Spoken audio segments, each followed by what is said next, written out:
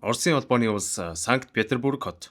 ВАЗ 469 машин хөлгөсөн залуус хотын төв зам дээр маазралдан цагийг өнгөрөөж байгаа харагдтугай. Энэ удаад өмнөхөөс ч илүү мөнгө олох нь. Бүгдээрээ юу их үү? Орой шоу удах уу?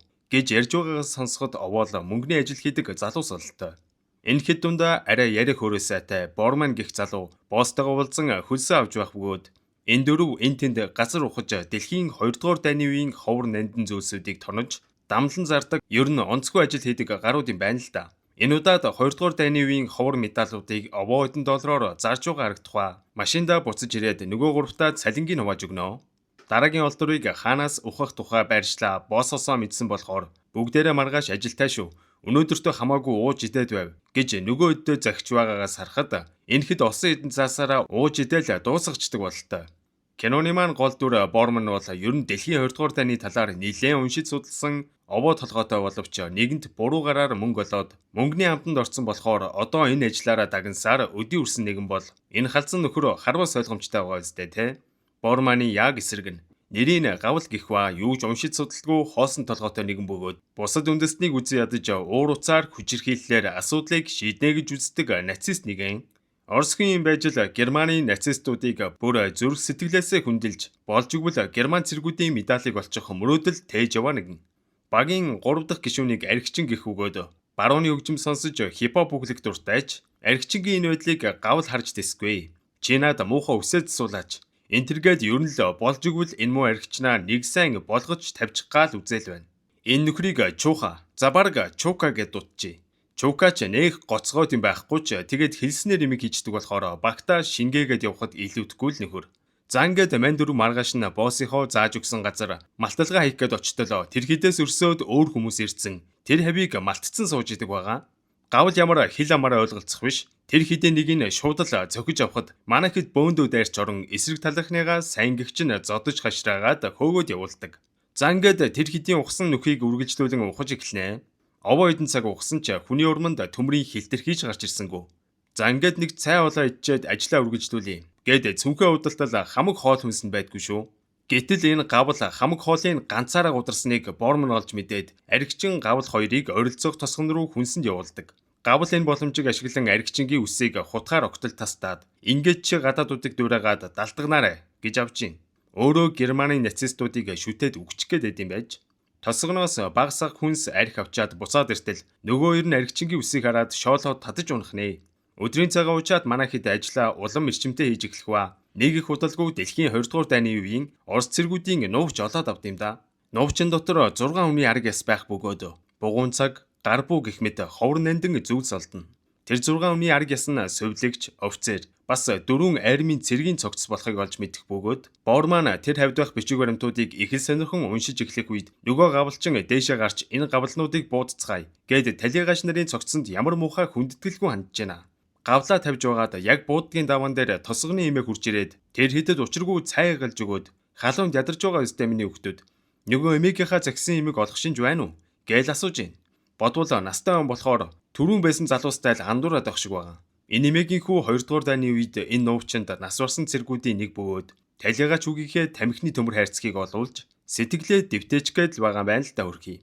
Гэтэл үүнийг нь сонссон манай залуус эмээг өрөвдөх биш харин ч хүн чанаргүй зан гаргаж эмээгийн хүүгийнх нь тамхины хайрцгийг олж өндөрүүнээр дамлан зархаар санаархах ба эмээг ил тохуурхан дайжигнаад ёстой л хүн чанаргүй дураагүй юм да.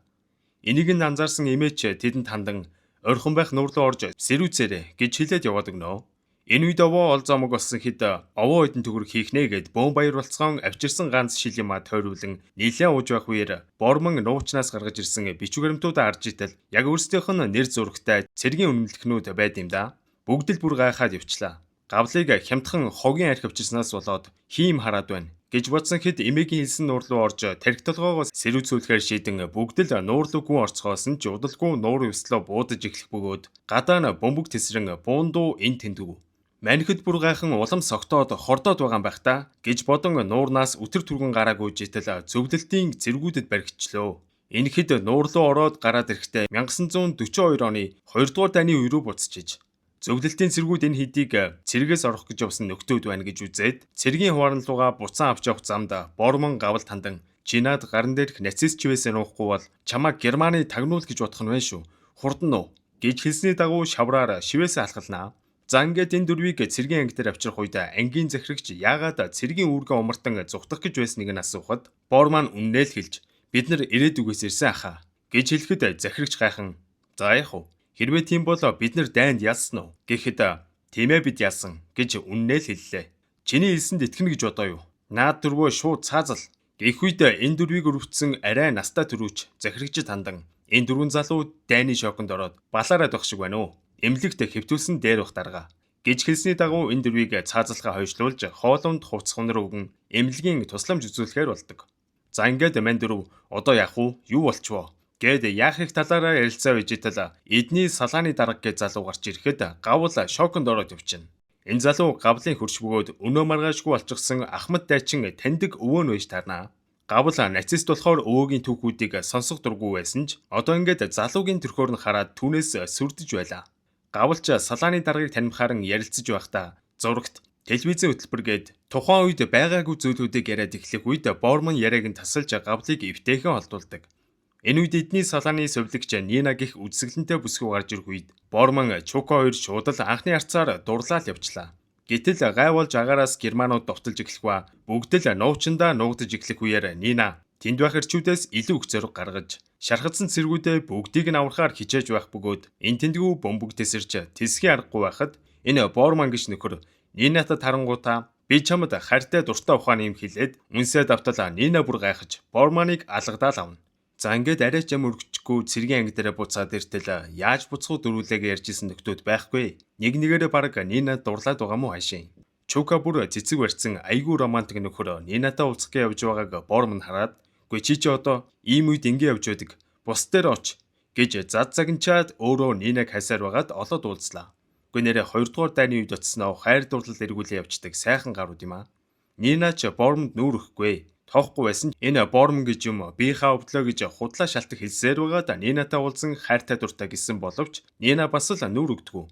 Тэгэхээр нь бүр би ирээдүгээс ирсэн гэд нууцаа илтэл хэдий Нина итгэхгүй ч гэсэн Борманы ирээдүйн талаар ярьж өгдөг ярианууд нь өдөр ирэх тутмал татагдж байлаа. Энэ үед аригчин гавл хоёртой нас барсан Орос цэргүүдийг оршуулах ажил оноогдсон ба аригчин хэлж байна. Бид хэдий өчигдөрхөн ухаж байсан булшийг одоо хоёулаа булаад зогсож байгаад итгэж гин үү гэд ихэд бохимдонгоо хэлэхэд гавл урлан чи зүгээр амаа татаад ажиллаа идэх үү гэхээр нь аригчин ч мөчөөгөө өгсөнгөө чамааг германуудыг шүтдэг гэдгийг эднэр мэдвэл яах бол гэж сүрдүүлснээр манай хоёр барилцаал авлаа. Настаа түрүүж энэ хоёрын зодооныг салгаад адилхан залуу хүмүүс байж муудах сандх зүйл байлгүй л яах вэ? Нэгэнтэйгээ битгий гар зөрүүлж бай гэд Ахмад хүний хуваар анхааруулга өгдөг. Энэ өрөө эдний ангийнхан дайны хар бараан сүдрээс түр амс гэж дуу хууртай аятайхан оройг өнгөрүүлж байх ба Нина хөөрхөн царайнаас гадна бас их сайхан болоо тийм аа. Бүгд л түүний дуулахыг сонсон уурч суух. Удалгүй аригчин Борман хоёр энэ цэргүүдийн хизээд сонсож байгаагүй хип хоп дуудуулж өгөх үед бүгд л гайхсан шинжтэй байсан ч бас хөөрхөн таалагдсан бололтой. Ядж хахад эдний салааны захирагч залуу Нинаг крашлдаг болохоор Нинагаас салахгүй явсан. Энэ өрөө хүмүүс нэлээд ууж идээд согцсон байгааг ашиглаад энэ дөрөв орохоор шийдэх ба буцаад нөгөө нуурлуугаа орвол өөрсдийнхөө ертөнц рүү очих байх гэж найдан нуурлуу гүн орцохоос нь юу өөрсдийнхөө ертөнц рүү буцах. Настай түрүүчэд баригдчихдээ та чинь юу болоо байн энэ нуурлуу гүйж ороод байна айн гэж асуухад манайхэд хүүтэн усанд орж өөрсдөө хатуужлаа суулгаж байгаа гэж эвтэйхэн аргалаад өнгөрдөг. За тэгээд угаасаа манай хэдийг чинь сэтгцийн асуудалтай гэж бодож байгаа ч гэсэн зүгээр суулгахгүй. Орой олны төмс арилгуулаа байж итэл манай дөрөв ер нь яаж өөрсдийнхөө цаг хугацаа руу буцах вэ гэд арга нь барагдсан юмнууд ярилцаа сууж итэл киноны ихэнд хүүгийнхээ тамхины савыг асуудаг эмээ гараад ирнэ. Тэрхэд ч бөөнөрөө эмээ дээр очин өвдөглөж суугаад биднийг уучлаач тэ эмээ. Буцаагаад биднийг цаг хугацаа руу маань явуулаад өгөөч гэд гуугаад эхэлтэл эмээж гайхан энэ хідээс айгаад яваад өгнө. Борман нөгөөддөө хандан энэ эмээ биднээс талигаач үгийнхаа тамхины савыг асуухад бид нэр яаж хандлаа? Эмээг гомдоосон болохоор л энд ирсэн байх. Эмээгийн хүүг болж уулзаад тамхины савыг нь олчвол бид буцаж чадах байх гэж хэлэхэд нөгөөд нь ч санал нийлнэ. Гэхдээ эмээгийн хүүгийн нэрийг энэ хідээс санаж байгаа юм таалга. Гэтэл толгоо муутаараа дуузвуулдаг гавл хүүгийнхэн нэрийг гэнэ санах Дмитрий Соколов гэдэг цэргийг хайж олох үлдлээ. Гэтэл яасан гэж Дмитрий Соколов аль 7 хоногийн өмнө германуудыг тагнах даалгаварт яваад сургуу болсон тухай сонсоод манай хэдийн урам хугараал явчихна. Гэтэл энээс ч 7 дор зүйл болж ангийн захирагч манай дөрвийг дуудаж уулзаад Тэр нуурын усанд яагаад байн ороод байна? Тэр нуур дайснуудын эзэмшилд орсон газарт байдаг ба бас нуурлын явах замд өчнөө газрын мин суйрлуулсан байхад та хэд яаж өгчгүйхэн шиг нуурлан орж чадсан юм гэд шалгаагаад эхлэх ба бид хэд юу ч мэдээгүй гээл гүрийдгээрэл гүрилээ. Минтэй талбай дээр асуудалгүй явж чаддаг гэд манай дөрвийг настай түрүүчээр ахлуулан германуудын хуаран руу нэвтрэн герман цэрэг олзолж авчрах ажиллагаанд явуулахар болох ба манай дөрвийн үнэмлэхийг аваад модон хайрцагт хийх бөгөөд киноныхэнд яг энэ модон хайрцагнаас өөрсдийнхөө үнэмлэхийг олж исэн доо. Гачин царайсан дөрвийн тэндээс гараад даалгавар руугаа явах замд архич илж байна. Бид хэд 6 харыг солсон доо. Яг мань дөрөв хайсан юм байна л да. Дөрүлээ өгөх юм байна. Энтергээд аль хэдийн сэтгэл санаа нь үхээд эхэлжээ. Анх олж байсан цагаа харахад тэр хэдэд 62 цагийн хугацаа үлдсэн бөгөөд энэ хугацаанд эмээгийн өссөн зүйлийг олж өгч чадахгүй бол үхэх нь гарцаагүй болж таардаг. Ямар ч настай түрүүчийн заавраар явсаар угаад герман цэргийг олзолж чадсан ч герман цэргийн амийг хаагаагүйгээс болоод нөгөөх нь орилсноор германы цэргүүд төгшүүр зарлан манай эдийн ажиллагаа мэдэгдчихнэ. Германуудын сумнаас эвтэйхэн болтон зүхтаж байсан ч гарцаагүй бүслэгдээд баригдах болоход настай түрүүч өөрийгөө золиослож залуусыг аврахаар шийдэх ба Борманаас манай улс үнэхээр дайнд ялсан үнэн үү гэж асуухад Борман түүнд дайнд ялахаар барахгүй жил бүр ялалтын баяр тэмдэглэдэг болно гэж хэлхийг сонсоод сэтгэл нь онгоосон түрүүч залуусыг зүхтаалган өөрөө германуудын эсрэг сүүлчийн сумаараа галлан амиа золиослон үлддэг. Манай хэд уул усыг гатлан овоо явж байсан ч ядарсандаа яалтчгүй амсхийг байж итэл Германы цэргүүд аль хэдийн гүйцэж ирээд бүслээд авлаа. Ингээд баригдсан эдийг нэг нэгээр нь Германы төрүүч хүлээн авч зөвлөлтийн цэргүүдийн талаар байцааж гарах ба Германы нацизмыг шүтдэг гавал энэ боломжийг ашиглан өөрийнхөө хас тамдгийг харуулan Гитлерийг шүтдэгэ хэлэн би та нарын нэг гэж хэлэгч жинхэнэ нацист герман офицерын хувьд гавлын энэ үйлдэл зүгээр л инээдтэй санагдаж гавлыг германуудыг дуурайх гэсэн алиалагч гэж доромжлох ба шууд л наад нөхрөө цаазаар ав гэд явуулдаг. Борманы ээлж ирэх үед зэвүн хүрсэн Борман шууд л ирээдүгээс ирсэн тухайгаа хэлж дэлхийн 2 дугаар дайнд германууд ялагдана. Танай удирдагч Гитлер амиа орлно гэд үннийг нь хэлээл хаялаа. Борманы яриаг сонсож суусан герман түрүүч уурсангүй. Яриг нь анхааралтай гүйцэж сонсож байгаад Борманы эр зөргийг үнснүү яасан багсаага идэх юм өгөөд шоронгийн өрөөнд тордог. Шоронд манай эдэс гадна бас нэг олзны Орос цэрэг байсан манай хэдийн эрэл сурал болоод байсан эмээгийнхүү Соколов байж таард юм да. Соколов хэдий олзлогдсон ч гэсэн ясны эх оронч хүн бөгөөд эх орноо дайнд ялж Германы нацист дэглэм нуруу унана гэдэгт тун итгэлтэй нэгэн байсан ч архич өөрийнхөө бухимдлыг мань залууд гаргаж хорыг нь малтан чиний эх орныхоо төлөө өгсөн үхэл юу ч биш болно. Орос Германыг ялсан ч 60 жилийн дараа Москвад Германыг шүтэгчэд хаасайгүй л алхалдаж байх болно гэж хэлээд Соколов тэр хоёр барилцаад авна. Зодоо намжиж тайвширсны дараа шоронгоос яаж орох талаар ярилцах үед Соколов газар доор түнэл ухснаа хэлэгч Соколовын хоёр хөл хугарчихсан болохоор явж чадахгүйгээ хэлээд өөрийнхөө тамхины савыг манай хэдэд өгөөд ээжид маань заавал аваачиж өгөөрэй гэж хэлэх нь өргөдөлтэй.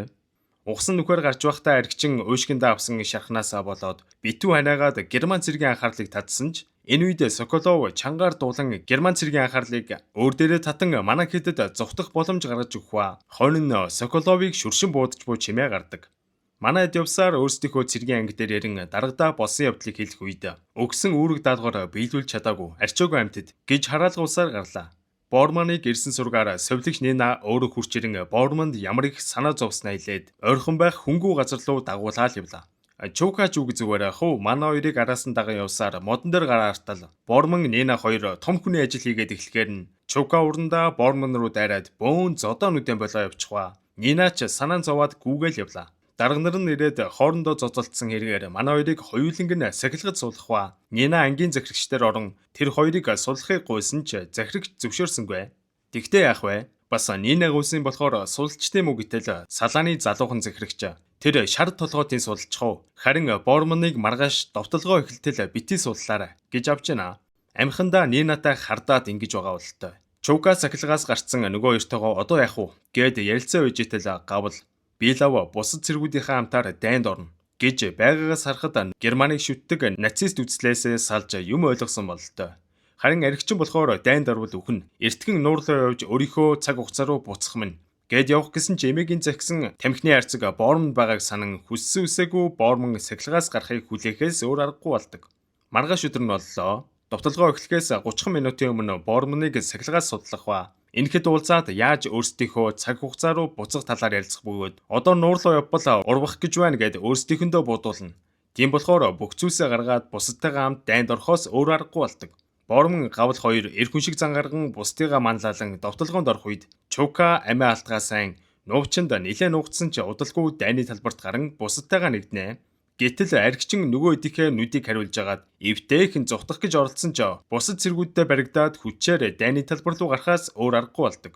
Дайны талбар дээр хаасаггүй л тэнсэн сум тэсрэг бөмбөг тэсэрж байсан ч манайхэд хаа очиж бусад цэргүүдийнхээ адилаар эр хүн шиг урагшаад давшилсаар л байлаа. Гэтэл Бормоны хажууд бөмбөг тэсрээд маньхүн хөлөндөө шарх авсан ч мөлгсөөр ойрхон байх нуувчинд орон цусаа тогтоох гэж үтсэн ч амьдралдаа анх удаа будуулсан болохоор хэсэгтэл паниктаж амьсгаан дээшилж доошлоод ухаан алдахнэ бараг. Энэ үед ангийн захирагч гавалд хандан тэр цагаан байшингаас машин ганаар шүршээд байна. Тэр нөхрийг устгахгүй бол манайхан урагшилж чадахгүй.